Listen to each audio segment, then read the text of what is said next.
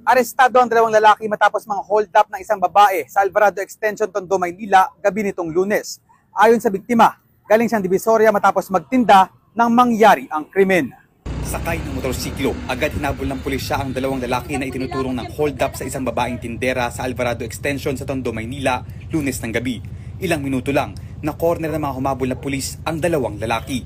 Nagkakaroon po kami ng COMELEC checkpoint sa kahabaan po ng Jose Abad Santos dito po sa Tondo, Manila.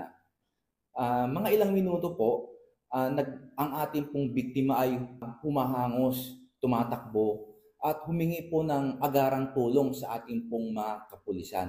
Bigla na lang po akong pinagintnan ng dalawang lalaki. Yung isa po, inakbayan ako sa kaliwang balikat ko po. Tapos may tinutok po siyang matigas dito. Pag tingin ko po, nakita ko nga pong baril, sabi niya, huwag kang sisigaw, papatayin kita, sabi niya po. Tapos yung isa naman po dito, hinawakan po yung belt bag ko. Ginanon niya po yung kamay niya dito sa tagiliran ko. Kinuha niya yung pinakalak po, tinanggal niya po. Napakalaking tulong po ang COMELEC checkpoint na ginagawa po ng kapulisan ngayon.